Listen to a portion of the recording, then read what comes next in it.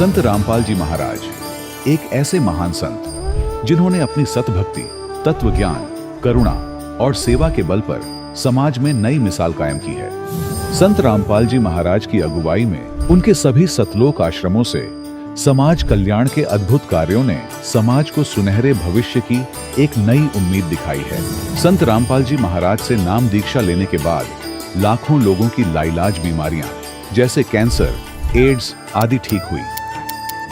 संत जी के ज्ञान से प्रेरित होकर उनके अनुयायियों ने लाखों यूनिट रक्तदान किया।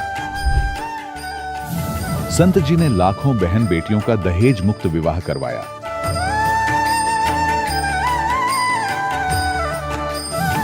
संत जी ने लाखों लोगों का नशा छुड़वाया, करोड़ों उजड़े परिवार बसे।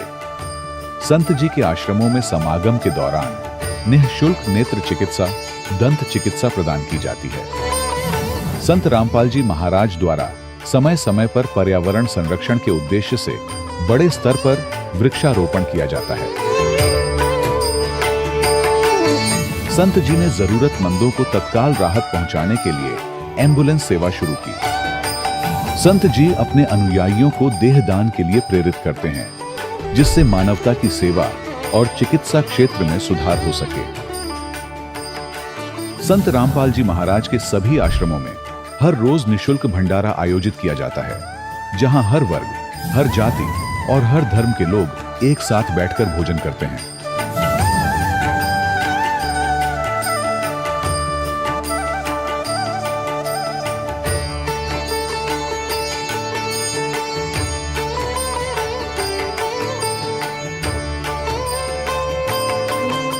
संत रामपाल जी महाराज की अन्नपूर्णा मुहिम ने गरीब और बेसहारा लोगों के जीवन में एक नई ऊर्जा और उम्मीद को जन्म दिया है।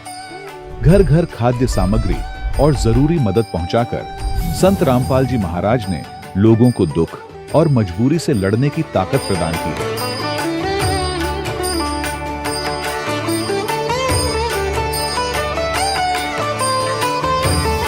संत रामपाल जी महाराज द्वारा गरीब लोगों के लिए घर बनवाने का अद्भुत कार्य एक ऐसी मिसाल कायम कर रहा है जो सदियों सदियों संत जी की उदारता और दया भावना के तौर पर जाना जाएगा।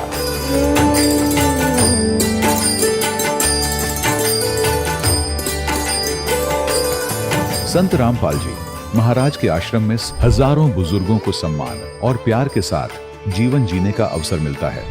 उनके खाने, रहने और स्वास्थ्य की पूरी जिम्मेदारी संत रामपाल जी महाराज उठाते हैं।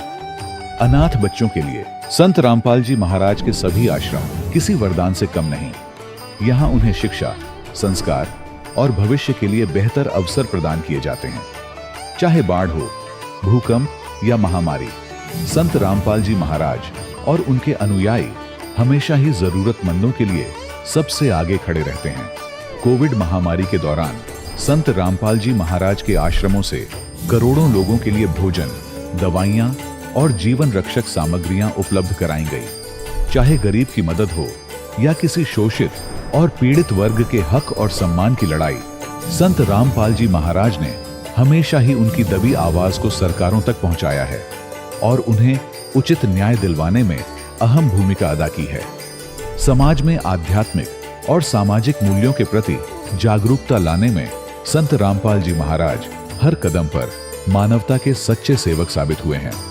संत रामपाल जी महाराज का जीवन हमें सिखाता है कि सच्ची सेवा वही है जो निस्वार्थ भाव से की जाए। आइए हम भी इस महान सेवा के कार्य में इस महान संत से जुड़ें और संत रामपाल जी महाराज से नाम दीक्षा लेकर अपने जीवन को धन्य बनाएं।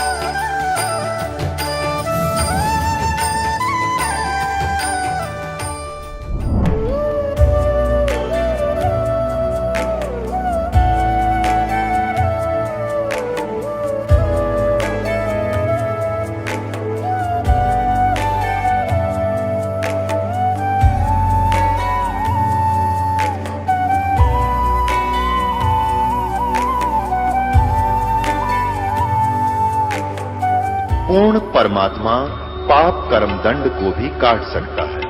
अभी तक जिस भी संत व महापुरुष से मिले, उन्होंने यही बताया कि पाप कर्म फल भोगने से ही समाप्त होगा। वो प्रभु कौन है जो पाप कर्म को काट देता है, वो काल के बंधन से छुड़वा देता है। उसका क्या नाम है, पूजा की विधि क्या है?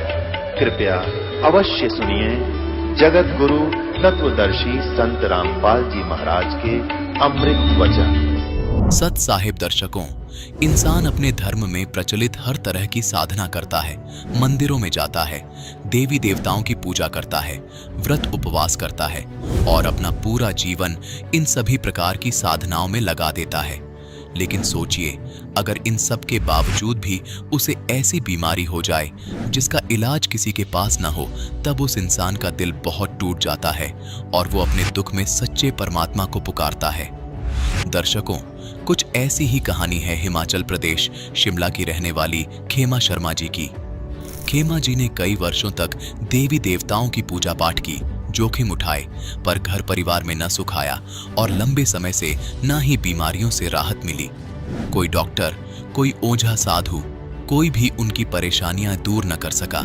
हर उपाय विफल हो गया, उम्मीदें टूट गईं। लेकिन दर्शकों, आज खेमा जी का कहना है कि जब से मुझे संत रामपाल जी महाराज द्वारा दी गई सनातनी भक्ति प्राप्त हुई, तब से मेरा पूरा जीवन ही बदल गया है। दर्शकों, आखिर क्यों आज लाखों की तादाद में लोग अपने धर्म में प्रचलित साधनाओं को छोड़कर संत रामपाल जी महाराज द्वारा दी गई भक्ति साधना को अपना रहे हैं? आखिर इसके पीछे की सच्चाई क्या है? आइए सुनते हैं खेमा शर्मा जी की कहानी इन्हीं की जुबानी। माता जी नमस्कार। नमस्कार जी। क्या नाम है जी आपका? मेरा नाम खेमा शर्मा है। कहाँ से आए हैं आप? मैं शिमला हिमाचल प्रदेश से आई हूँ। संत रामपाल जी महाराज से नाम दीक्षा आपने कब ली? मैंने संत रामपाल जी महाराज जी से दीक्षा 2014 में अक्टूबर माह में ली थी। संत रामपाल जी महाराज से नाम दीक्षा लेने से पहले आप क्या भक्ति करते थे?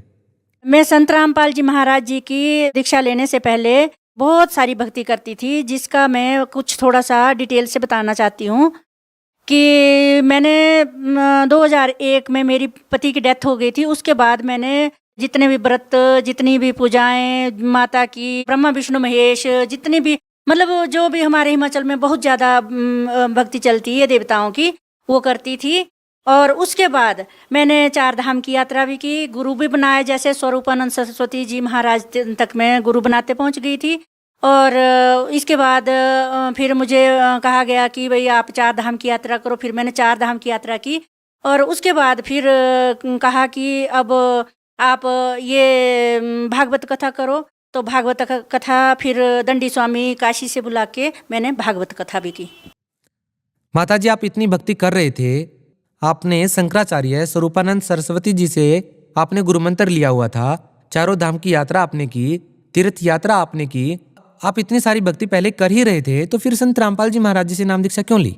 मैंने भागवत कथा करवाई तो उसके बाद मैंने सोचा कि ये जो मैंने भक्ति इतनी सारी की है, जो भागवत कथा की है, कृष्ण भगवान मोक्ष प्राप्ति करते हैं, तो फिर मैंने सोचा कि भाई फिर मेरे जो मोक्ष क्यों नहीं हुआ, मेरा कृष्ण भगवान ने मुझे दर्शन क्यों नहीं दिए, मेरे मन में शंका रह गई।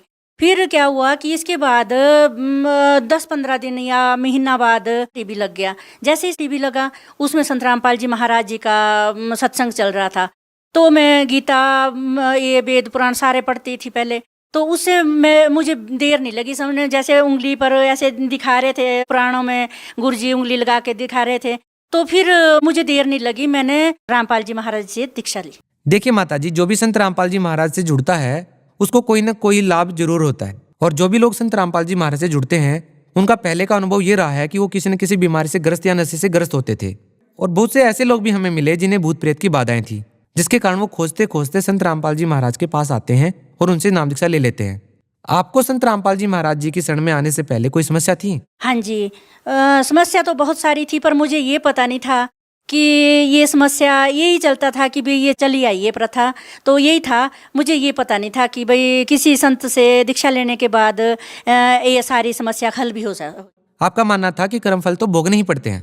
संत रामपाल जी महाराज जी की शरण में आने से पहले मैं ये सोचती थी कि कर्मों का फल काटने से ही मिलता है और बाकी मुझे ये पता नहीं था कि किसी संत से दीक्षा लेने के बाद ऐसे पाप भी कट जाते हैं, ये कोई भी पता नहीं था मुझे। अच्छा, हम आपसे ये जानना चाहते हैं कि संत रामपाल जी महाराज से नाम दीक्षा लेने के बाद आपको क्या क्या लाभ मिले?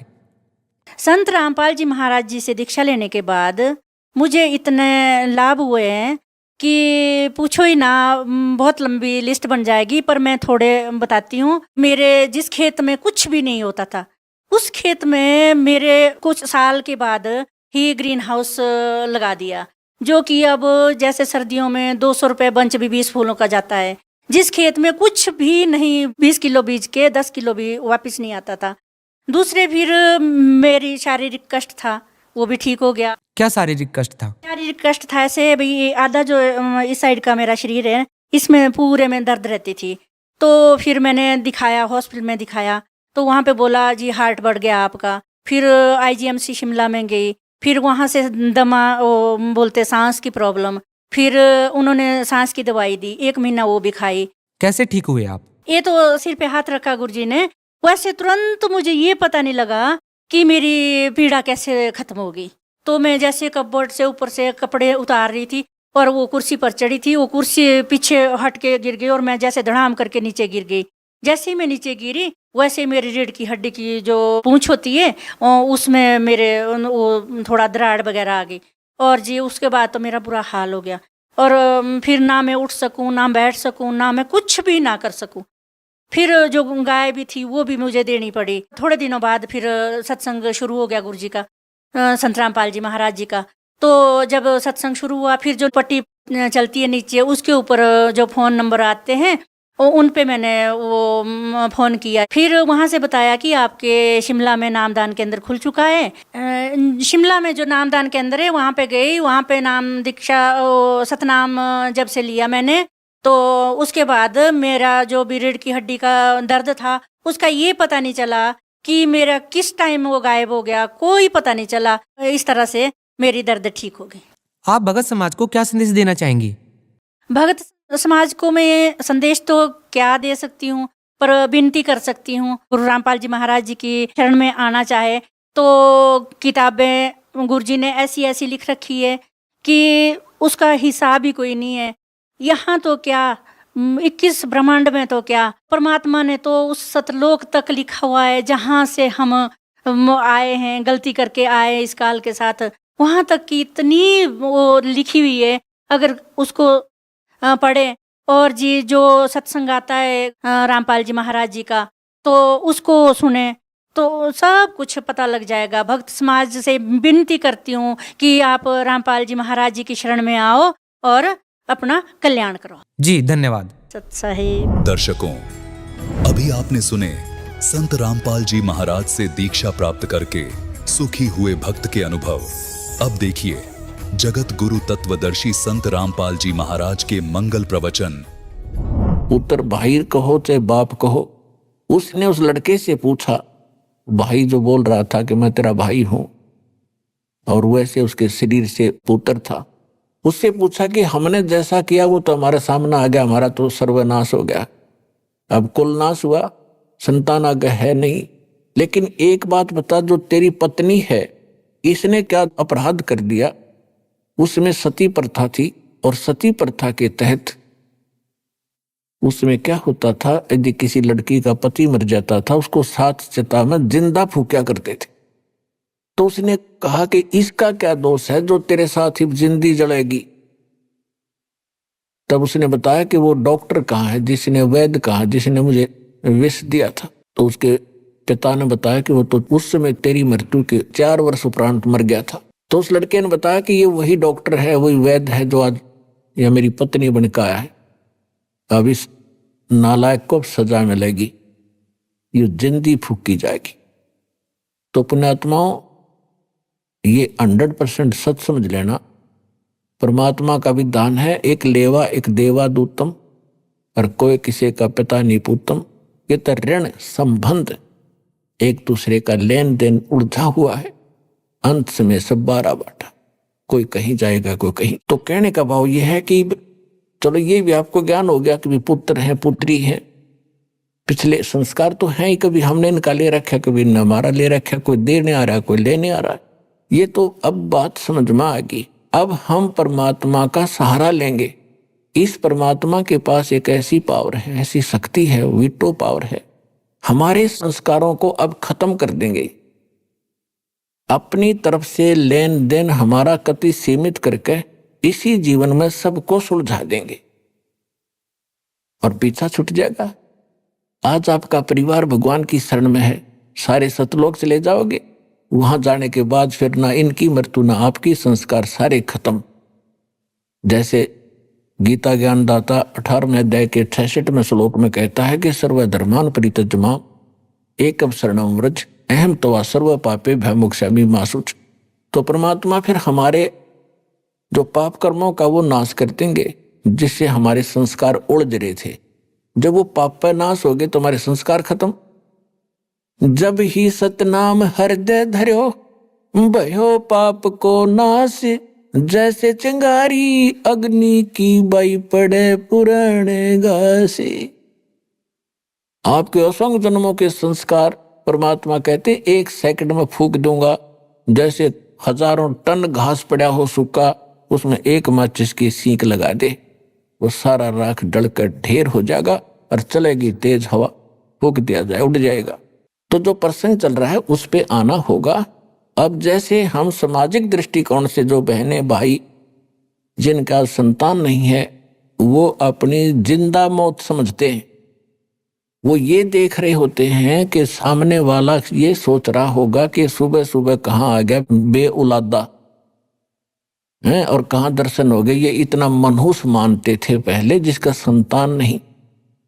और भगवान के इस ज्ञान से अब आपको पता चलेगा वो बुरे नहीं, उनका कोई संस्कार था ही नहीं, आपस में ऐसा कोई संस्कार फंसा नहीं था। वो तो कति फ्री है आज के दिन इस अध्यात्म मार्ग के आधार से, परमात्मा के ज्ञान के आधार से। और उनने मिल जा भक्ति, वो तो गए जहाज में बैठ के। और उसी के पैरेलल आप भी ये ना समझना, आप भी अपना परिवार आपका नाम ले। परिवार ना ले सके कोई दिक्कत नहीं, जिसने यू ज्ञान मिल गया उसका संस्कार कति साफ कर दिया परमात्मा। और कोशिश करो अपने संपर्क में आए, भाई है, बहन है, माता है, पिता है, पत्नी है, पति है, कोशिश करो इस मार्ग से जोड़ने की। वो भगवान के बच्चे हैं, भ्रमित हैं, अज्ञानता में कष्ट पा रहे हैं और पाते ही रहेंगे जब तक ये ज्ञान ग्रहण नहीं करेंगे। तो कोशिश वो भी करो और आप भी पार होगे, क्योंकि आपको भी रास्ता वही मिल गया। अगर उनको रास्ता नहीं मिलता और जिनके संतान नहीं है तो वो क्या तड़फ करते हैं। मनुष्य तो कुछ दिनों में संतोष कर लेता है, लेकिन बहन बेटी जिसके संतान नहीं है उसको संतोष नहीं होता, क्योंकि समाज नहीं होने देता। और वो इसी कसक में मर जाती है कि मेरा संतान नहीं हुई। वो किसी बच्चे को गोद लेते हैं, कुछ दिनों के बाद वो बच्चा ब्याह होता है। ब्याह होने के बाद पत्नी आती है तो उसमें मन मुटाव हुए बिना रहे को नहीं। ये तो अपने बच्चों और अपने पुत्र वधू हो उसके साथ भी हो जाता है घर में। तो फिर उसके मन में ये आता है, भगवान अगर मेरी संतान होती तो आज ये मेरे सामने ऐसे बोलता, ये मेरे सामने क्या ऐसे बोलती। बुद्धि भ्रष्ट कर रखी काल ना मारी। हर जिन के पुत्र वधू अपने ही है, उनसे देख ले वो कितने सोड़ा माथा बोल रहे आज के। तो कहने का भाव ये है कि फिर वो बहन मरते समय भी इसी कसक में मर जाती है कि हे भगवान मेरा संतान ना हुई, हे परमात्मा मेरा संतान ना हुई। और पूजा करें हम काल की, तो फिर अगले जन्म में यू काल कैसी दुर्गति करता है कि ले तेरी इच्छा थी संतान उत्पन्न करने की, उसको कुतिया का जन्म दे दिया। और इकट्ठे वो 8 पैदा कर रही है और फिर उसका जुलूस निकाल रहा है और खुश हो रहा ले कर ले पैदा कितने संतान चाहे तू। फिर सूरी बना दी के ले 12 इकट्ठे पैदा कर ले, काट ले कसर सारी बहन। पुण्यात्माओं सतगुरु आए दया करी, ऐसे दीन दयाल और बंदी छोड़ वृत्तास का जठ अग्नि प्रतिपाल। तो इस ज्ञान के आधार से हमने जीना पड़ेगा, अपना जीवन सफर तय करना पड़ेगा। तभी हम सफल होंगे। बच्चे हैं, संतान है, घनी बढ़िया बात, उनको भी राम नाम पे लाओ, भगवान के बच्चे हैं। हमारे तो वो नियमित कर रखे हैं, हम तो मजदूर समझना अपने आप को। उस धनी के बालकों को इतनी संभाल के रखना, परमात्मा ने उनके निमित्त आपको जैसा भी जेब खर्च दिया है, आपकी इनकम बनाई है, वो इसलिए बनाई है कि इनको भी पालो पोसो, संभाल के रखो और इनको अच्छी शिक्षा दो, सत्संग में लाओ, इनके कर्म बनाओ, तो आपका दायित्व पूरा हो जाएगा, आपका फर्ज पूरा होगा। तो इस प्रकार परमात्मा चाहते तो नीरू नीमा को संतान भी दे सकते थे, लेकिन पुण्यात्मा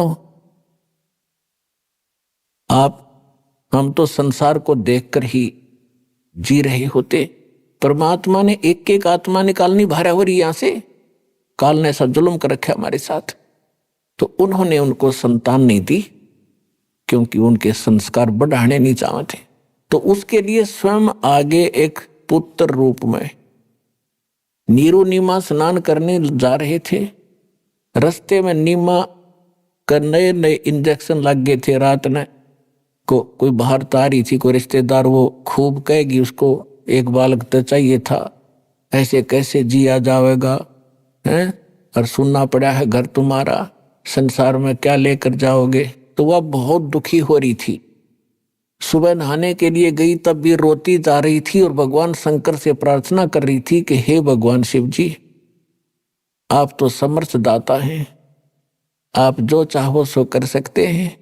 इस पापड़ को भी एक लाल दे देते, मेरा भी संसार में जीना मेरा भी साझा बन जाता, मैं भी सुख से जी लेती।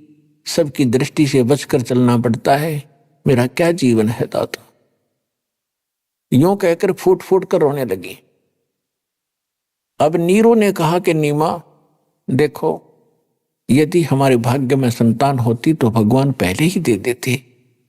ये तो बड़े दयालु हैं शंकर भगवान, और देखो बच्चा है नहीं, संतान अपने है नहीं, बुढ़ापे में कोई उंगली पकड़ने वाला नहीं, रो रो के आंखें तेरी खत्म हो जाएंगी, एक और दुख तेरे जीवन को बढ़ जाएगा, तो रोवा मत।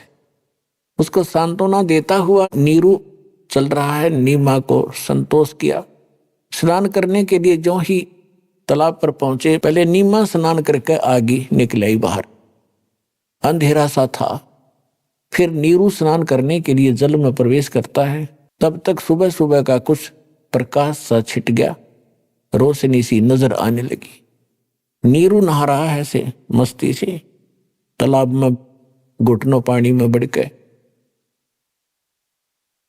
और उधर से नीमा जो कपड़ा बांध कर स्नान किया था उसने, उसको धोने के लिए पुनः किनारे पर गई तो क्या देखा, कमल के फूल के ऊपर कोई वस्तु हिल रही है। परमात्मा नवजात शिशु के रूप में विराजमान थे और पैर को हिला रहे थे। नीमा ने सोचा कोई सर्प ना हो, ऐसे ध्यान से देखा।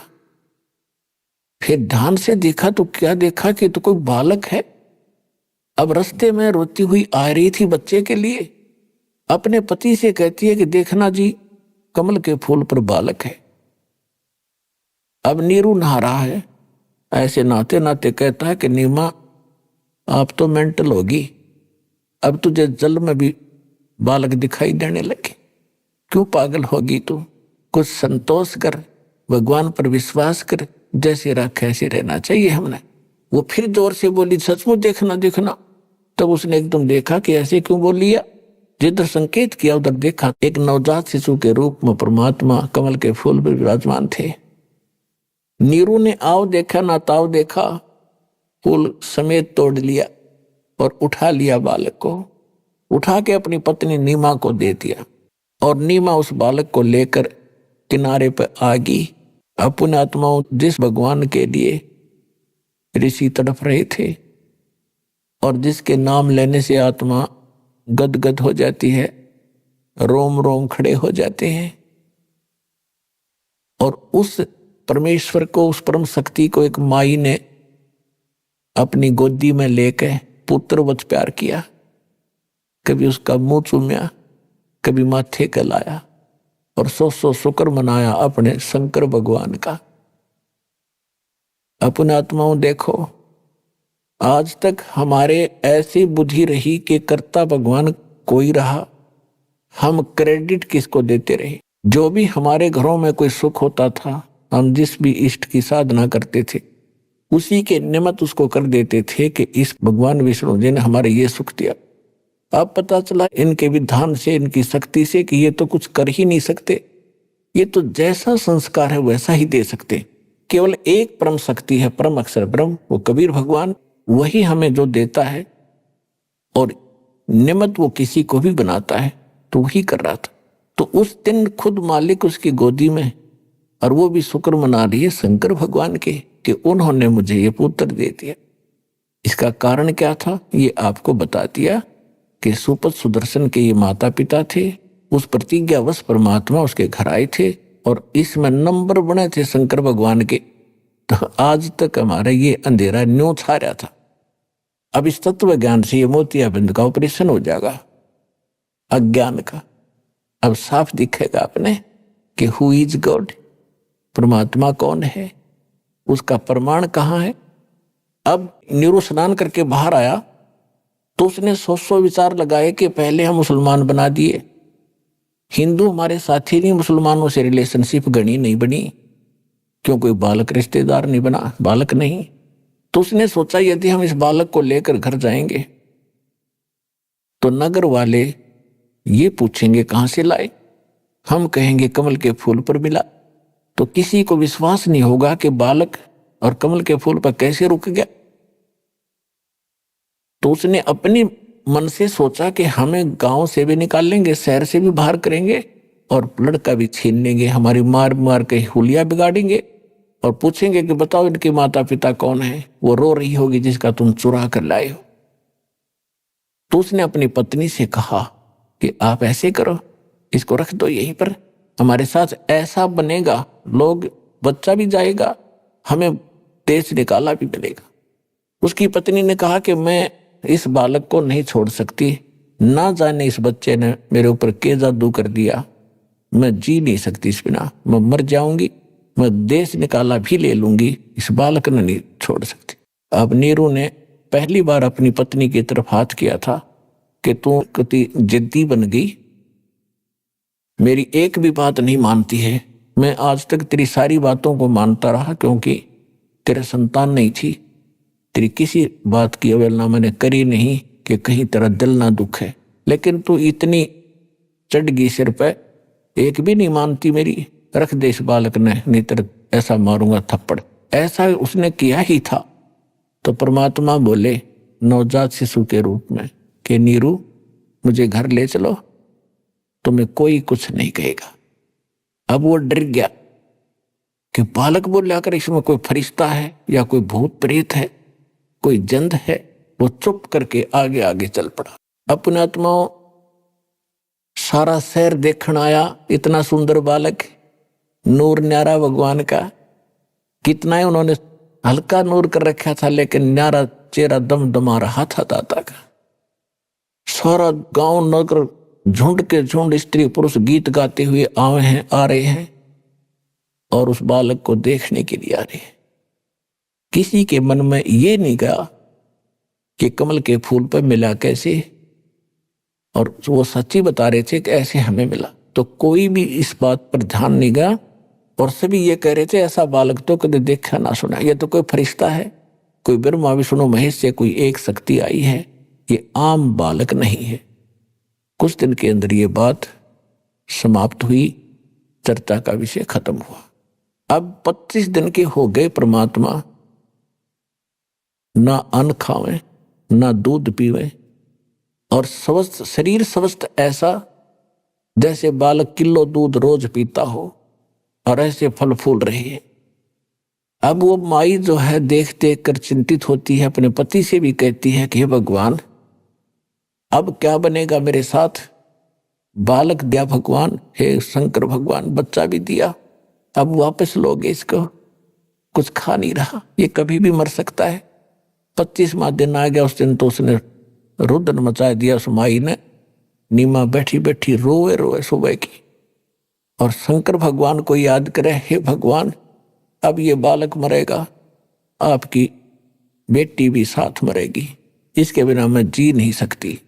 तो ऐसी कसक बनी।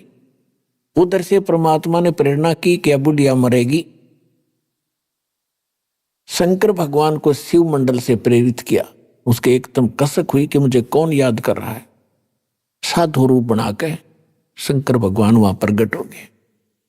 नीमा से पूछा कि आप क्यों रो रही हो माई? आंखों में आंसू थे, जुबान निकल नहीं रही थी, इतना हृदय भर गया था। रोती रोती ने कहा कि महात्मा जी मेरे दुख ना पूछो, आप भी दुखी हो जाओगे, आप जाओ। तब शंकर भगवान ने कहा कि बेटा ऐसे कहते हैं, अपने दुख को किसी को बता दे हल्का हो जाता है। आप बताओ तो सही, और हो सकता है मैं कुछ इसका प्रबंध कर सकूं तो अपना जरूर व्यवस्था करूंगा। तो उस माई ने फिर बताया कि महाराज हम निसंतान हैं और परमात्मा एक दिन में स्नान करने के लिए लहरतारा तालाब पर गए थे, हम दोनों पति पत्नी। उस दिन मैंने विशेष अर्ज करी थी अपने शंकर भगवान से, रो रो के। उसी दिन उन्होंने मुझे कमल के फूल पर यह बालक दे दिया। और ये लड़का आज 25 दिन का हो गया महाराज, ना खाता है ना पीता है। ये कभी भी प्राण त्याग देगा और साथ मैं मरूंगी, मैं जी नहीं सकती इस बालक बिना। तो भगवान शंकर ने कहा कि वो बालक तेरा कहाँ है, लाइए। साधु रूप में खड़े थे। नीमा उठा के लाई, चल साधु संत है, कुछ जंतर मंत्र कर भी दे, यू बच्चा कुछ खा ले पी ले। तो नीमा लाई उठा के परमात्मा को, बालक को, और उसने चाहा साधु के चरणों में रख दूं। चरणों में डालना चाहा परमात्मा को, परमात्मा आकाश में उड़ गए, हाथ से ऊपर उठ गए, हाथों में से, और शंकर भगवान के सिर के सतर में यानी 7-8 फुट 6 फुट ऊपर जमीन से ऊपर ऐसे हवा में रुक गए। अब उस माई नीमा ने सोचा कि इस महात्मा में कितनी करामात है, मेरे बालक को हवा में उड़ा दिया, ये जरूर कोई इलाज करेगा इसका। अब ये चक्कर था, हमारी समस्या थी परमात्मा को परमात्मा ना मानकर अन्य को ही भगवान और उसको समर्थ की संज्ञा देते रहे। तब भगवान शंकर ने ऐसे हाथ किए, परमात्मा उनके हाथों में आ गए और फिर 7 बार आपस में बातें की। ना शंकर भगवान समझ सके कि वो पूर्ण परमात्मा रही है। इतना उनको जरूर महसूस हुआ कोई ऋषि है, ये पिछले जन्म का महापुरुष है। तो उन्होंने, परमात्मा ने कहा कि भगवान हे शिव जी, इनसे कहो एक कुंवारी गाय ले आवें, कुंवारी बछिया, गाय की बछिया जिसको बैल ने टच ना कराया उसको कुंवारी कहते हैं। और उसके ऊपर आप अपना आशीर्वाद भरा हाथ रख देना, वो दूध दिया करेगी, वो दूध मैं पीऊंगा। तो शंकर भगवान ने साधु रूप में नीमा से कहा कि अपने पति को बुलाओ। तो उसी समय नीरू भी आ गया और शंकर भगवान यानी साधु ने कहा कि आप एक कुंवारी गाय लाओ और कुमार के घर से कोरा बर्तन लाना स्वच्छ। वो जाके एक कुंवारी गाय ले आया और एक पात्र ले आया, छोटा सा मटका, और उसको साफ करके शंकर भगवान ने कहा कि इसके नीचे लेकर बैठ जा नीरू, या दूध देवेगी। आसपास के और भी बहुत से भक्त आ गए, लोग इकट्ठे हो गए। तो शंकर भगवान ने ऐसे कमर पे हाथ रख दिया, बछिया के लंबे लंबे सतन हो गए और उस कुंवारी गाय ने दूध का पात्र भर दिया। उस दूध को परमात्मा ने पिया। प्रतिदिन वो गाय फिर दूध देने लगी और भगवान उसको पिया करते थे। अपने आत्मा इसका प्रमाण दिखाते हैं आपको कि कबीर सागर के अंदर 600 वर्ष पहले ये लीला दर्ज है, भगवान की के बारे में लिखी हुई है। और फिर आपको वेदों से प्रमाणित करेगा। ये दास के वेद क्या बताते हैं, भगवान कैसी लीला करता है, तो 2 मिनट में समझ में आ जाएगा हु इज गॉड। ये देखिएगा कबीर सागर, ये कबीर सागर है, कितना मोटा ग्रंथ है, और इसमें आपको दिखाते हैं संपूर्ण 11 भाग।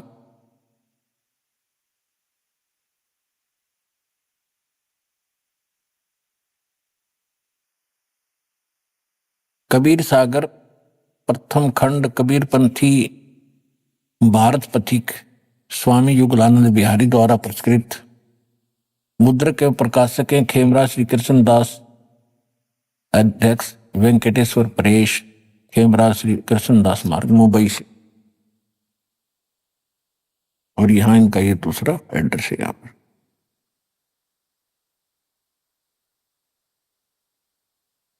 इसमें एक ज्ञान सागर नाम का अध्याय है।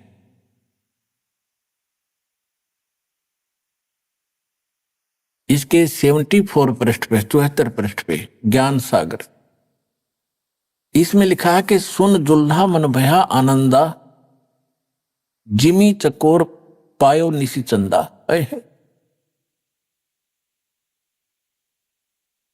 अब यहां क्या बताया है कि फिर वो जुल्हा नीरू बड़ा खुश हुआ, इतना खुशी हुआ जैसे चांद, चकोर पक्षी को चांद दिख जाया करे, चंद्रमा। सुन जुल्हा मन भयो आनंदा, जिमी चकोर पायो निश्चंदा। ले सुत, सुत माने पुत्र को, ले सुत चले हर्ष मन कीन्या, अरता सो पुन अस बोल ही दीन्या। सुत काशी को ले चले, लोग देखण ते आव, अन्न पानी भक्षे नहीं खावे नहीं, जुल्हा शोक जनावे। तब जुल्हा मन कीन तिवाना, विचार किया, रामानंद सो कहा उत्पाना। मैं सुत पायो बढ़ा गुणवंता, कारण कौन बखे नहीं संता।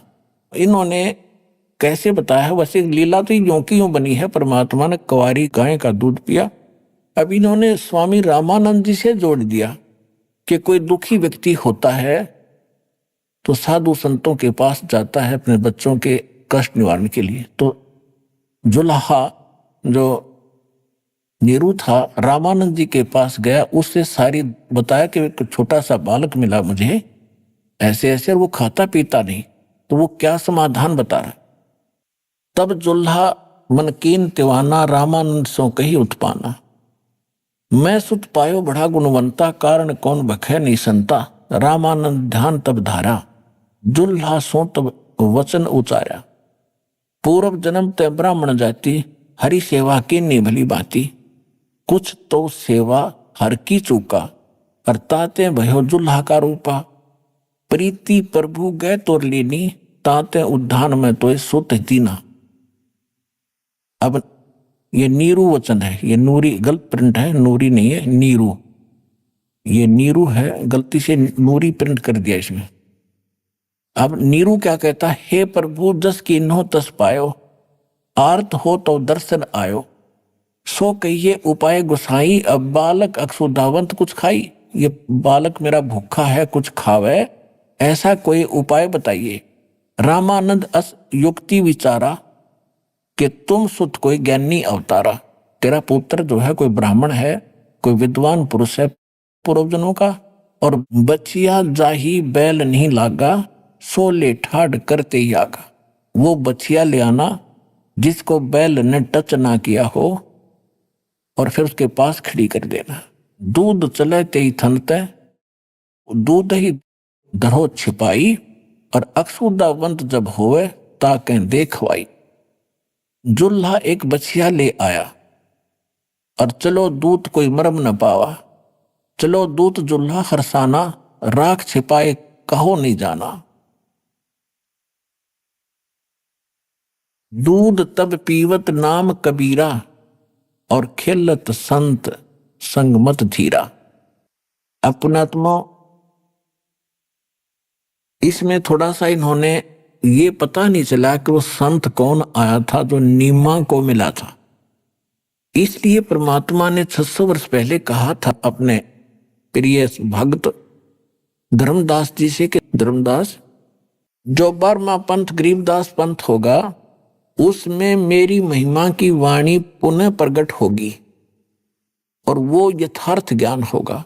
तो यहां इन कबीर पंथियों ने इतना तो था कि परमात्मा ने, कबीर परमेश्वर ने कुंवारी गायों का दूध पिया था अपने बाल्यकाल में। उनकी लीला, परवरिश की लीला कुंवारी गाय से हुई थी, तो उनका यूं ना पता लगा वो कौन ऋषि था, कौन संत महात्मा था जो उनको मिला था। तो उन्होंने वैसे अपने आइडिया से लिख दिया। रामानंद जी से भी पूछा होगा, उस दौरान तो सभी जगह गए हैं वह, लेकिन उनसे कोई बात बनी नहीं थी। तो स्वयं परमात्मा ने शंकर भगवान को भेजा था कि उनके पूर्व पुजारी थे। अब आपको गरीबदास साहिब जी की वाणी से दिखाते हैं, सुनाते हैं। अब उसमें थोड़ा सा एक प्रसंग और सुनाते हैं। अब आपको पहले प्रमाणित करते हैं। गरीबदास जी की वाणी है, परमात्मा ने जो उनको बताया था उन्होंने वापस फिर दोबारा यथार्थ ज्ञान दिया है। इसमें क्या लिखा है? शिव उतरे शिवपुरी से, अवगत बदन बिनोदे, मैं के कमल खुशी बहे, फिर लिया ईस को गोदे। शिव उतरे शिवपुरी से, शंकर भगवान आए अपने लोक से और वहां भगवान को, परमात्मा कबीर जी को गोदी में ले लिया। गरीबदास जी बता रहे हैं, शिव उतरे शिवपुरी से, अवगत बदन बिनोदे, मैं के कमल खुशी बहे, भाई लिया ईस को गोदे। नजर नजर से मिल गई, किया ईस परिणाम। दोनों भगवानों के आपस में दुआ सलाम हुई और शंकर भगवान ने फिर क्या कहा? धन मोमन धन पूर्णा, ये धन का सीनी काम है। कि धन है सी नगरी जहां पर ऐसे महापुरुष का आगमन हुआ। संत रूप में शंकर भगवान बता रहे। 7 बार चर्चा करी और बोले बालक बहने, शिव को कर मस्तक धरा, हल्या वो मोमन एक धेनु। अनब्यावर को दूहत है, दूध दिया तत्काले। कंवारी को दूध निकाला अपने आप, दूध दिया तत्काल। अनब्यावर को दूहत है, दूध दिया तत्काले। पीवे बालक ब्रह्म गति ही, तासिव भय दयाल। के धन है सी नगरी जहां पर ऐसे महापुरुष का आगमन हुआ। संत रूप में शंकर भगवान बता रहे। 7 बार चर्चा करी और बोले बालक बहने, शिव को कर मस्तक धरा, हल्या वो मोमन एक धेनु। अभी आपने सुने संत रामपाल जी महाराज के मंगल प्रवचन। आइए अब सुनते हैं संत रामपाल जी महाराज से नाम दीक्षा लेकर सतभक्ति करके अद्भुत लाभ प्राप्त करने वाले अनुयायी के विचार। आज के इस वैज्ञानिक युग के दौर में भूत प्रेतों जैसी बातें काल्पनिक लगती हैं, लेकिन अगर भूत प्रेतों जैसी समस्याएं मनुष्य के जीवन में आ जाएं, तो इनसे निजात पाना बहुत कठिन हो जाता है। ऐसी ही भूत प्रेतों की समस्याओं से घिरी हुई थी रेणु जी, जो कि दिल्ली की रहने वाली है। जब तमाम भक्ति साधना करने के बाद भी रेणु जी को राहत नहीं मिली, तब इन्होंने संत रामपाल जी महाराज की शरण ग्रहण की। क्या संत रामपाल जी महाराज से नाम दीक्षा लेने के बाद इनकी समस्याएं समाप्त हुई? आइए जानते हैं रेणु जी की कहानी उन्हीं की जुबानी। नमस्कार जी। नमस्ते जी। क्या नाम है जी आपका? जी मेरा नाम रेणु है और मैं दिल्ली से हूँ। बहन जी, संत रामपाल जी महाराज से आपने नाम दीक्षा कब ली? मैंने सदगुरु रामपाल जी महाराज जी से 20 अक्टूबर 2013 में ली। संत रामपाल जी महाराज से नाम दीक्षा लेने से पहले क्या आप कोई भक्ति साधना करते थे? हाँ जी, मैं सदगुरु रामपाल जी महाराज जी से नाम दीक्षा लेने से पहले संतोषी माता की भक्ति करती थी। मैंने 10 साल संतोषी माता की भक्ति की और व्रत रखने उनके और शेरा वाली माता की भक्ति करती थी। बहन जी, आप संतोषी माता की इतनी भक्ति करती थी, इतने व्रत रखती थी, तो उन सब भक्ति साधनाओं से आपको क्या क्या लाभ हुए? देखो, उनकी साधना करने से मुझे कोई ऐसा लाभ नहीं हुआ। मेरे को स्टोन था, मुझे माइग्रेन था, मुझे हमेशा मतलब बॉडी पेन बहुत रहता था, बीपी हाई लो सब कुछ था। और मैं एक फैमिली से भी बहुत ज़्यादा परेशान थी। घर में हमेशा क्लैश रहना, मतलब कोई मेरे को ऐसा कोई भी सुख नहीं मिला। और मैं एक प्रोफेशन से आई एम ब्यूटिशियन। जब मैंने सदगुरु रामपाल जी महाराज जी से नाम नहीं लिया था तब मैं एक पार्लर चलाती थी। तो मेरा पार्लर अपने एरिया में बहुत अच्छा चलने वाला पार्लर था। तो मेरे साथ में जो मेरे कॉम्पिटिटर थे उन्होंने मेरे ऊपर जिन छुड़वा दिया। तो जब जिन मेरे ऊपर छोड़ दिया तो उसके बाद मैं चौकी में जाती थी। तो मैं जहाँ चौकी में जाती थी वहाँ मैंने संतोषी माता से कहा कि मेरी तबीयत ऐसे से ख़राब है और मेरे ऊपर जिन मुझे कह रहा है कि वो मुझे मार के ही छोड़ेगा। तो संतोषी माता ने मुझे कह दिया कि यहाँ तुम्हारा कोई इलाज नहीं है, तुम बालाजी जाओ। तो मैंने संतोषी माता से कहा कि जब मैं 10 साल मैंने आपकी भक्ति की और आज जब मुझे फल मिलना चाहिए और मेरी मृत्यु होने वाली है तो आप मुझे बालाजी भेज रहे हो। तो मतलब मैं एकदम हैरान रह गई और मैं अपने घर आ गई रोते हुए। तो बहन जी, आपने बताया कि जो भक्ति साधना आप संतोषी माता की करती थी उससे आपको कोई लाभ नहीं हुआ, बल्कि आपको बहुत सी हेल्थ इश्यूज, हेल्थ प्रॉब्लम हो गई। उसके अलावा आपके प्रोफेशनली कॉम्पिटिटर जो थे उन्होंने आप पर जिन छोड़ दिया और उस जिन ने भी ऐसा ठान लिया था कि वो आपको मार के ही छोड़ेगा, और आपने खुद के हाथों से ही अपना ब्यूटी पार्लर भी तोड़ दिया। तो इन सब परेशानियों के बीच आपको संत रामपाल जी महाराज के बारे में जानकारी कैसे मिली? जी, मैंने जब नाम नहीं ले रखा था तो उससे पहले मेरे पति 2012 में सदगुरु रामपाल जी महाराज जी से नाम दीक्षा ले चुके थे। तो जब मैं परेशान हुई, माता ने मुझे मना कर दिया, मैं घर आई तो वो जिन मेरे साथ घर आ गया। तो घर आ गया तो वो मेरे को लिटरली ये कहने लग गया था, मुझे सामने नज़र आता था और वो मुझे ये कहने लग गया था कि मैं तो तुमको लेके ही जाऊंगा क्योंकि मैं तुम्हें मारूंगा। तो मैं को समझ नहीं आया, 10 दिन हो गए, 1 हफ्ता हो गया, मेरा खाना पीना सब कुछ बंद हो गया और मैं लोगों से इतना डरने लग गई थी। मैं लोगों को देखती थी तो वो मुझे अजीब अजीब हरकतें करते हुए दिखते थे, लेकिन जैसे ही मेरे पति घर में आते थे तो वो जिन मेरे पास नहीं आ पाता था। पति जैसे ही आते थे तो मुझे लगता था कि क्या हो गया, जिन कहाँ चला गया। तो मैंने इनको भी बोला, इनको मैंने कहा कि मैं माता की चौकी में गई, माता ने मेरे को कह दिया कि बालाजी जाओ, यहाँ कोई वो नहीं है। तो इन्होंने मेरे को समझाया कि सदगुरु रामपाल जी महाराज जी ही हैं और वही तुम्हें बचा सकते हैं। तो मेरे को तब भी समझ में नहीं आया कि तबीयत स्थिति बहुत ज़्यादा ख़राब थी। तो उसी रात क्या हुआ कि मेरे को उस जिन ने, मतलब मैं 4th फ्लोर पे रहती हूँ, तो उस जिन ने मुझे ऐसा प्रेरणा की कि मैं उस 4th फ्लोर से कूद जाऊं। तो मैं कूदने के लिए जैसे जा रही थी तो मेरे पति ने मेरा हाथ पकड़ा और उस हाथ से मैं धक्के से ना, मैं जहाँ सदगुरु रामपाल जी महाराज जी का दंडवत प्रणाम स्थल था, जहाँ उनकी जोत जलती थी, वहाँ जाके गिर गई। तो जब मैं वहाँ जाके गिरी तो सदगुरु रामपाल जी महाराज जी एकदम से वहाँ प्रकट हो गए और सदगुरु रामपाल जी महाराज जी ने मेरे को सर पे हाथ रखा। सदगुरु रामपाल जी महाराज जी बोले, बेटा कुछ नहीं है यहाँ पर, आप मेरी शरण में आ जाओ। तो मुझे समझ नहीं आया, लेकिन मैं एकदम से कांप गई। मैंने कहा ठीक है सर, अगर आप भगवान हो, अगर आप पूर्ण परमात्मा हो तो आप ही मेरी रक्षा करोगे। ये इन्होंने आशीर्वाद दिया और सदगुरु रामपाल जी महाराज जी अंतर्ध्यान हो गए। उसके बाद उस रात मैंने 15 दिन बाद मैं सोई हूँ। तो जब मैं नींद में सो गई तो मेरी आत्मा को इस तरफ मेरे तरफ 2 यम के दूत और इधर मेरे साथ कबीर साहिब, और मेरी आत्मा मेरे शरीर से निकल के जाने लगी। तो मैं देखने लगी कि ये क्या हो गया, ये क्या है, मेरे को तो कुछ समझ में नहीं आया और मैं ऊपर ऊपर ऊपर ऊपर चलती चली गई। जब मैं ऊपर गई तो मैंने देखा कि एक लाइन लगी हुई है और उस लाइन में मतलब एक बहुत बड़ा कोई काला से रूप में ना कोई बैठा हुआ है। तो मैंने इधर देखा उधर देखा। जब मैं उनके पास गई तो उन्होंने मुझे बोला कि मैं धर्मराय हूँ और अब आज तुम यहाँ आ गए हो और तुम्हारी मृत्यु थी और तुमको कौन लेके आया। उन्होंने मतलब किसी से सवाल किया धर्मराय ने। तो जो यम के दूत थे वो चुप खड़े रह गए और मैंने एकदम से कबीर साहिब की तरफ देखा और मैंने कहा नहीं मैं इनके साथ नहीं आई, मेरे को तो कबीर साहिब लाए हैं। तो जैसे ही मैंने ये बोला, मैं उस धर्मराय का जो दरबार था वहाँ से मैं एकदम से कहीं ऊपर चली गई। जब मैं वहाँ ऊपर गई तो मैंने वहाँ देखा एक अंधेरा कमरा और उस अंधेरे कमरे में एक बहुत बड़ा सिंहासन था और वहाँ पर एक मुकुट था जो इतना तेज रोशनी थी उस मुकुट की कि मैं आपको कुछ नहीं बता सकती, और उसमें से बहुत रोशनी आ रही थी। मैंने कहा मुकुट तो है, लेकिन ये जो सिंहासन है ये किसका है? इस सिंहासन पे तो कोई बैठा ही नहीं है, मुझे नजर ही नहीं आ रहा, तो मुझे दिखाई दो, कौन है ये, कहाँ आ गई मैं? तो इतनी देर में ही मुझे कबीर साहिब जी दिखाई दिए और उन्होंने मुझे कहा कि बेटा देख मैं हूँ, तूने मेरे को पूछा था ना कि मैं अगर भगवान हूँ, परम परमात्मा हूँ तो मेरी रक्षा करो, तो मैंने आपको बचाया है और ये है ये जो तुम्हें लेके आया है। परमात्मा के हाथ में एक बहुत बड़ी मोटी सी डंडी थी, परमात्मा ने उसको बहुत मारा उस जिन को, मैं आपको बता नहीं सकती कि मतलब मैं कांप गई थी। तो परमात्मा ने मुझे बोला बेटा देख, कोई तो रोड एक्सीडेंट में मरता है, कोई किसी बीमारियों से मरता है, लेकिन सदगुरु रामपाल जी महाराज जी ने मुझे ये बताया कि बेटा तुम्हारी उम्र बस इतनी ही थी, तुमको मैंने आज बेटा जीवन दान दे दिया है और अब अपनी भक्ति करो और इस संसार में कुछ नहीं रखा।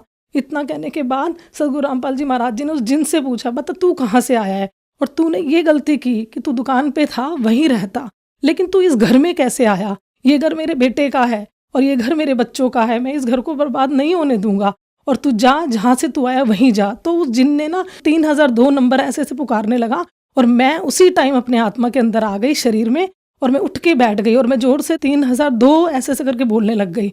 फिर रामपाल जी महाराज जी को मैंने दंडवत किया अपने वहां पर जाकर के, तो रामपाल जी महाराज जी वहीं पर आ गए, प्रकट हो गए, उन्होंने मुझे फिर से आशीर्वाद दिया। उस दिन मैं फिर सुबह दूसरे दिन उठी और मैं उसी टाइम अपने पति के साथ जाकर मैं आश्रम सदगुरु रामपाल जी महाराज जी से मैंने नाम दीक्षा ली।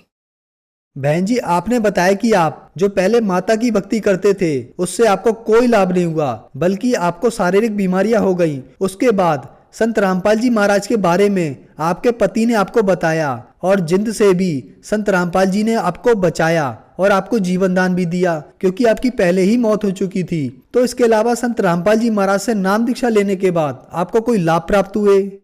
हाँ जी, लाभ की तो ऐसे कहेंगे तो हम गिना नहीं सकते, रोज एक चमत्कार हमारे घर में हो रहे हैं।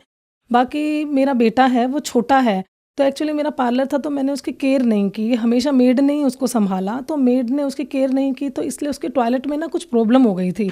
तो जब वो छोटा था तो मैं उसको डॉक्टर के पास ले गई थी, जब हम दोनों पति और पत्नी सदगुरु रामपाल जी महाराज जी से नहीं जुड़े थे। तो जब मैं लेके गई तो डॉक्टर ने मुझे उसका कम से कम 60-70 हज़ार रुपये इलाज बता दिया और 1 हफ्ते हॉस्पिटल में रहेगा और ऑपरेशन बता दिया था। फिर डॉक्टर ने ये कहा था कि जब ये 5-6 साल का हो जाएगा तब इसका ऑपरेशन होगा। तो मैं भी भूल गई थी, लेकिन जब मैंने नामदान ले लिया उसके बाद एक दिन मुझे अचानक से याद आया कि ये 6 साल का हो चुका है अब, और अब हमें क्या करना चाहिए, ऑपरेशन तो कराना ही है। तो भगत जी बोले ठीक, मेरे पति बोले कि ठीक है मैं जाता हूँ डॉक्टर से पूछता हूँ, लेकिन मेरा विश्वास पूरा सदगुरु रामपाल जी महाराज जी में था। मैंने कहा नहीं, मैं अपने बेटे का ऑपरेशन नहीं कराऊंगी, मैं आश्रम जाऊंगी, सदगुरु रामपाल जी महाराज जी से प्रार्थना करूंगी। तो सदगुरु रामपाल जी महाराज जी के पास जब मैं बेटे को ले गई तो सदगुरु रामपाल जी महाराज जी आए और बेटे के ऊपर उन्हें आशीर्वाद दिया, और सदगुरु रामपाल जी महाराज जी ने कहा कि बेटा, अपने आप ही सदगुरु रामपाल जी महाराज जी ने कह दिया कि बेटा बेटे का ऑपरेशन करा ले। तो मैंने सदगुरु रामपाल जी महाराज जी की तरफ देखा और मैंने सदगुरु रामपाल जी महाराज जी से कहा, प्रार्थना की कि परमात्मा, हमारे तो डॉक्टर भी आप ही हो और हमारे तो परमात्मा भी और पिता भी आप ही हो, तो हम डॉक्टर का मैं ऑपरेशन नहीं कराऊंगी, आप ही इसका इलाज करोगे और आप ही इसका ऑपरेशन करोगे। तो सदगुरु रामपाल जी महाराज जी ने कह दिया कि ठीक है बेटा, कबीर साहब दया करेंगे। मैं मेरे बेटे को घर ले आई, घर लेके आ गई तो मैं आपको ये बताना भूल गई कि जब वो 2.5 साल का था तब डॉक्टर ने जब इसका ऑपरेशन बताया था, तब मैं क्या करती थी कि उस अपने बेटे के मतलब कि उसको खुद ही साफ करती थी और उसमें पानी डाल के तेल लगा करके मैं क्लीन करके सोचती थी कि ठीक हो जाएगा ये, लेकिन नहीं हुआ था। तो जब सदगुरु रामपाल जी महाराज जी से आशीर्वाद लेके मैं घर आई तो मेरे मन में यही प्रेरणा आई कि मैं डॉक्टर के तो लेके जाना नहीं है, मालिक ही ठीक करेंगे। तो मैंने वही प्रोसेस फिर किया, पानी डाला और गर्म तेल अपने बेटे के टॉयलेट के उस पर लगाया। तो उसी दिन ही मैं हैरान रह गई कि वो एकदम से ऑटोमेटिकली जो उसकी प्रॉब्लम थी वो एकदम से ठीक हो गई, और जबकि वो 1 दिन में ठीक हो गई। और इससे पहले मैं कम से कम 2-3 महीने तक रेगुलर ये ही प्रोसेस कर रही थी, लेकिन वो ठीक नहीं हो रही थी। तो उस टाइम मैं नहीं बता सकती आपको कि बहुत बड़ा चमत्कार हमारे घर में हुआ। ये हमारे सदगुरु रामपाल जी महाराज जी की ही दया है हम पर। और एक लाभ और सदगुरु रामपाल जी महाराज जी की कृपा से हुआ, जब मेरे पति जुड़ चुके थे 2012 में सदगुरु रामपाल जी महाराज जी से, लेकिन मैं नहीं जुड़ी थी और मेरे को ज्ञान नहीं होने के कारण मैं मानती भी नहीं थी कि ये परमात्मा है। तो एक दिन क्या हुआ कि मेरे पति को स्टोन की प्रॉब्लम थी और वो बहुत ज़्यादा सीवियर बढ़ गई। उन्होंने नाम ले रखा था उस टाइम, तो वो डॉक्टर के चले गए मुझे बिना बताए सुबह सुबह ही। मैंने जब उठी तो देखा वो घर में नहीं थे, तो मैंने उनको फ़ोन किया कि आप कहाँ हो, कहाँ चले गए। तो उन्होंने मुझे बोला कि मेरे तो पेट में बहुत दर्द और बहुत रो रहे थे। तो मैंने कहा कि डॉक्टर हैं आने वाले हैं, ठीक है आप दिखाओ, अल्ट्रासाउंड कराओ। बहुत ज़्यादा भीड़ थी तो उनका नंबर नहीं आ रहा था, जब भी मैं फ़ोन कर रही थी तो वो रोते ही नज़र आ रहे थे।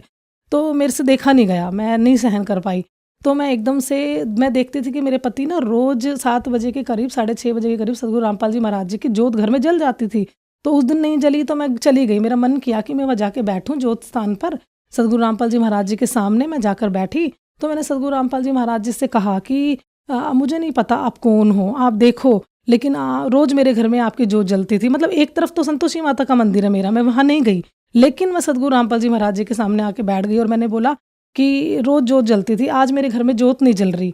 तो मैंने लिटरली परमात्मा से ना ऐसे हंस के बोला, फिर आप कैसे भगवान हो कि मेरे घर आज जोत नहीं जली, आपको अच्छा लग रहा है और मेरे पति वहाँ रो रहे हैं। देखो अगर आप भगवान हो तो आपको ये चमत्कार करना पड़ेगा। और मुझे कुछ ज्ञान नहीं था, मैंने सदगुरु रामपाल जी महाराज जी की बिना नाम लिए जोत जला दी और मैंने बोला कि अब मैं ये जोत जला रही हूँ आज आपकी, और अभी 5 मिनट के अंदर अंदर जब मैं मेरे पति को फ़ोन करूँगी तो मुझे ये सुनाई देना चाहिए कि मैं ठीक हो गया, तब मैं मानूंगी कि आप हो कोई भगवान।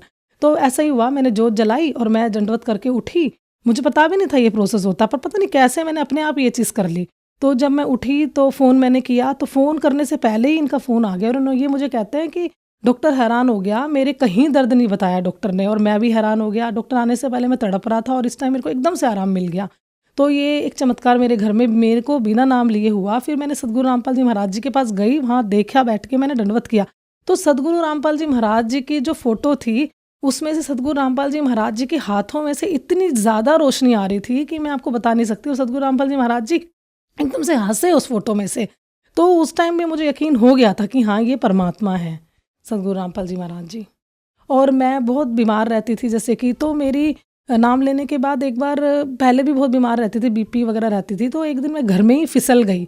तो देखो, आप देख सकते हो, ये मेरी उंगली है, ये मेरी उंगली मेरे घर में ही काम करते करते मैं किचन में ही फिसली थी और ये टूट गई। तो इसमें फ्रैक्चर आ गया। लेकिन डॉक्टर्स के पास गई तो उन्होंने अच्छे से ट्रीटमेंट नहीं किया। इसको फ्रैक्चर की वजह उन्होंने जस्ट पट्टी करते रहे, ये ठीक नहीं हुई। 1 महीना हो गया, मैं डॉक्टर के पास फिर गई तो डॉक्टर्स ने मेरे को बोला, आपने उस टाइम ढंग से ट्रीटमेंट नहीं लिया, तो अब आपके ये जो उंगली है इसका ऑपरेशन होगा आपका, और इसमें एक रोड डलेगी। मैं डर गई, मैंने कहा पता नहीं ये क्या कह रहे हैं। मैंने सदगुरु रामपाल जी महाराज जी आश्रम में थे तो मैं गई, मैंने प्रार्थना की, गुरुजी ऐसे ऐसे डॉक्टर कह रहे हैं। तो गुरुजी ने कहा, बेटा कबीर साहब दया करेंगे।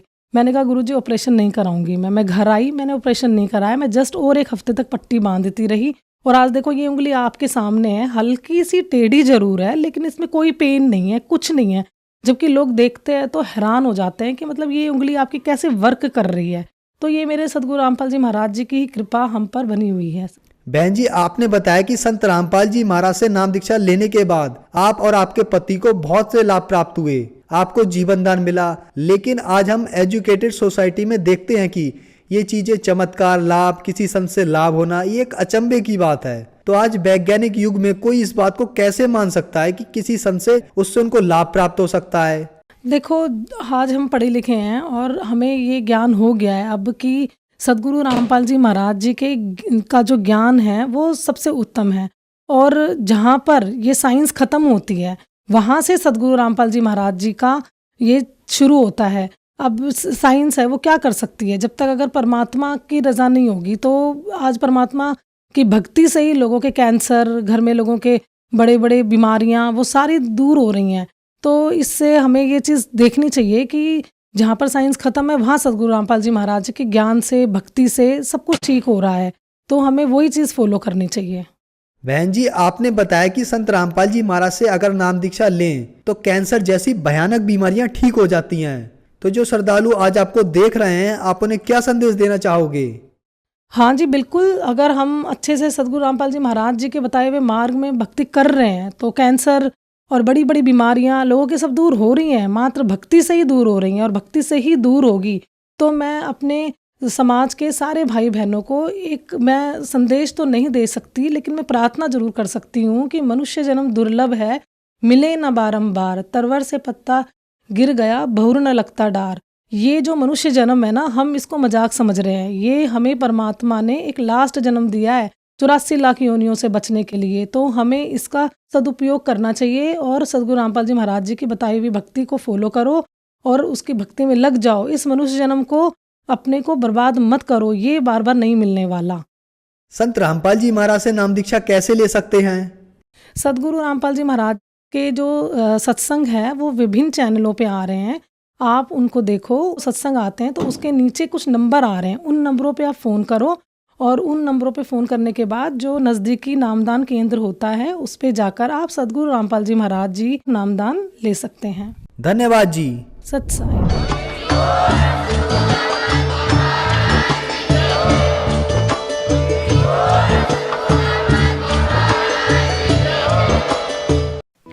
आप सुन रहे थे जगत गुरु तत्वदर्शी संत रामपाल जी महाराज के मंगल प्रवचन। अधिक जानकारी के लिए संपर्क करें।